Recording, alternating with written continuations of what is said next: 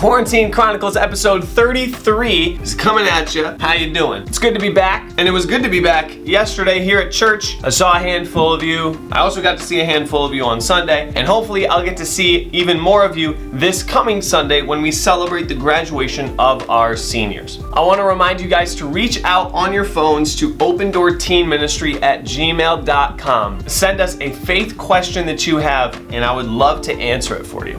Before we do literally anything else though, I discovered something yesterday that has rocked my world. In an early episode of the Quarantine Chronicles, I made the argument that a hot dog is a sandwich, which I believed until yesterday. I discovered something called the cube rule, which goes like this. The cube rule of food identification. First we asked, are hot dogs sandwiches? Now, classic sandwiches would be a grilled cheese, a Reuben, a peanut butter and jelly, but the question is about hot dogs. So New York said yes, and a tax bulletin, that this bulletin explains what is considered a sandwich for sales tax purposes, hot dogs and sausages on buns and rolls is included, legally. But then, it got out of control. The sandwich discourse is played out. We need to have a new discussion. Pop-Tarts are kind of ravioli. And the wars began.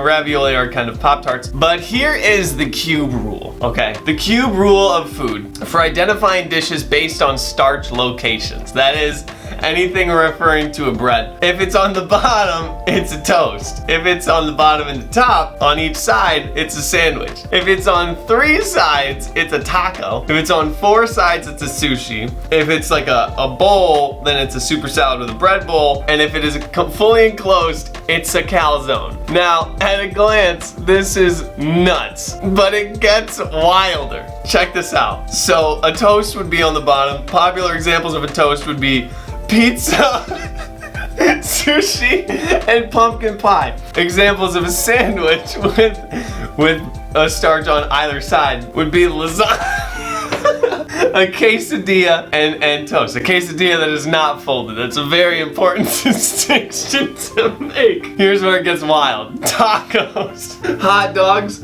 submarine sandwiches, and a slice of pie, which is a taco on its side. Oh, sushi, a falafel wrap, pigs in a blanket, and an enchilada. All 3 are sushi. I didn't know if you knew that, but it is. The proof's in the pudding. Quiche, or the bread bowl. Soup in a bread bowl, cheesecake, and a falafel pita. Here's more quiche. A key lime pie, a deep dish pizza, and a salad on a bread bowl. This is madness. Finally, the calzone. Popular examples of a calzone. A burrito, a corn dog, and a pie. A fully enclosed pie. Bonus round, Uncrustables, dumplings, and Pop-Tarts are all calzones. The science is here. This is the science. I don't know what to tell you. Additional cube rulings, anything that's got no starch is a salad. So popular examples of a salad would be steak, mashed potatoes, fried rice, spaghetti, poutine, and soup, which is a wet salad. Now that has rocked my world. That has completely uprooted any sense of stability and understanding that I thought I had about my food. So hot dogs are not sandwiches. They're tacos. We're gonna scoop past that and we're gonna get into the word today. I think my 3 favorite Psalms would be Psalm 90, which is written by Moses. Teach us to number our days that we may gain a heart of wisdom. I love Psalm 139. That particular Psalm has gotten me through some harder seasons in my life. But I think my favorite Psalm of all of them would be Psalm 16, because it completely changed my perspective on what rules mean. Most of you have probably heard me talk about Psalm 16 before, but since I haven't seen you since March, I have no problem bringing it up again. Because here's the thing, is that so many of us, we're not taught this necessarily, but we grow up with this idea that as big as grace is, we still have to try our best to meet it halfway. Now, is it important that our actions match up with what we confess to be true in our hearts, and that what we do is proper in reference to what we believe? Yeah. But eventually it'll lead us to this question of why are the rules the way they are?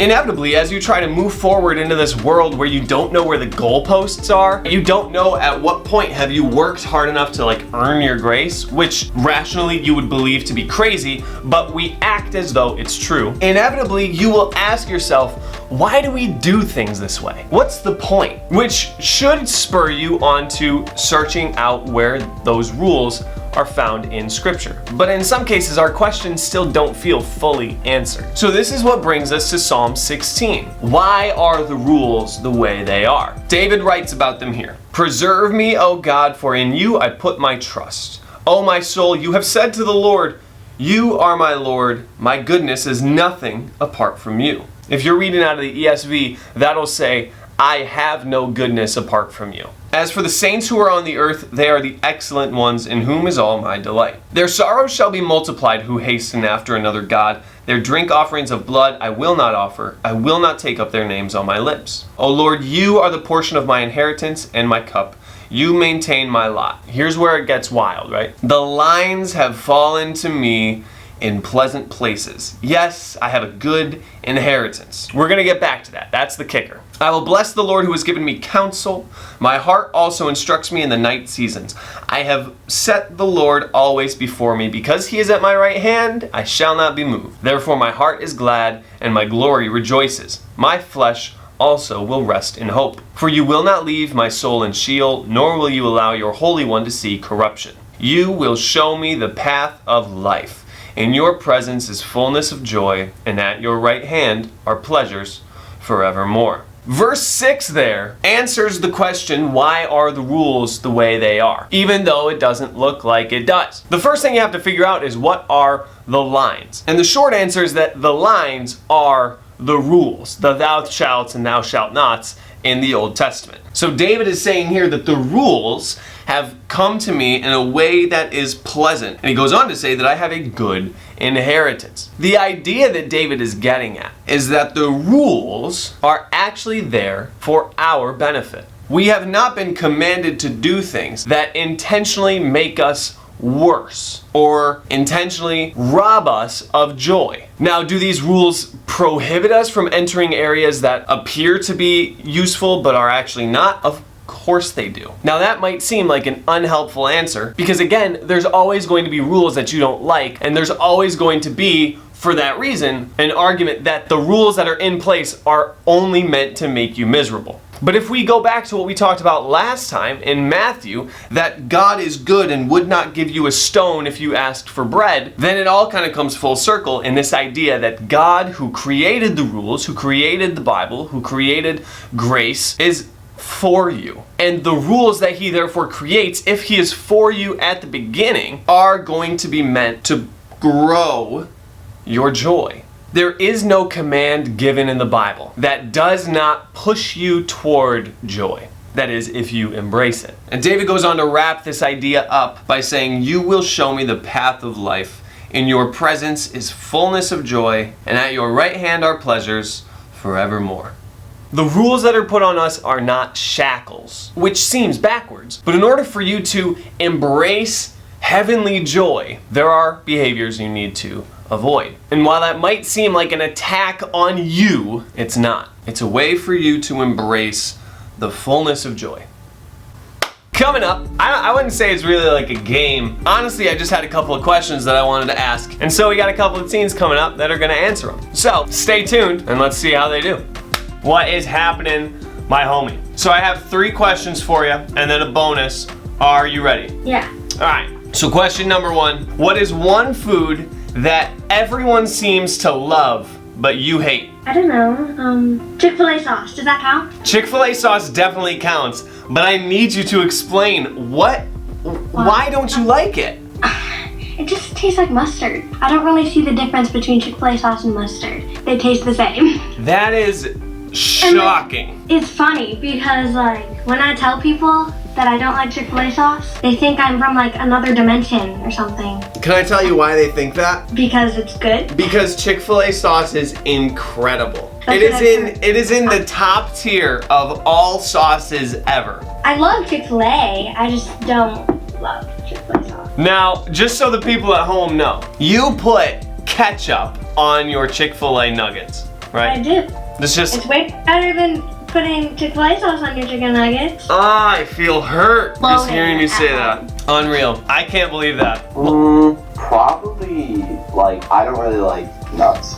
Like, I've been trying to eat them because they're like good source of protein and stuff like that, but it's just I can't like the crunch and stuff. I just can't do it. Wow.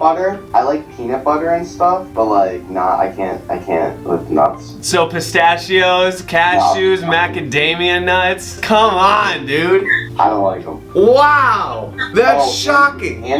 And granola bars, unless like there's like certain types of granola bars I really like.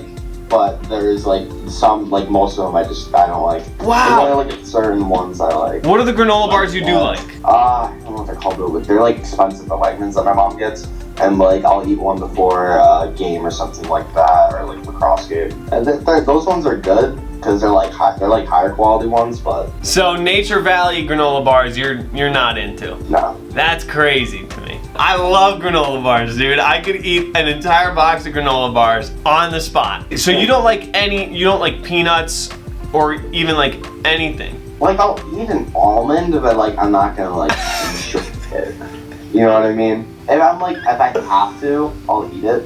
But like, you know what I mean? It's not like I can't stand it. It's just like I don't like it. That's crazy to me, dude. You don't even like the cinnamon roasted ones at like festivals and stuff? You know how Robbie worked at like the nut store and stuff like that? Yeah. Yeah.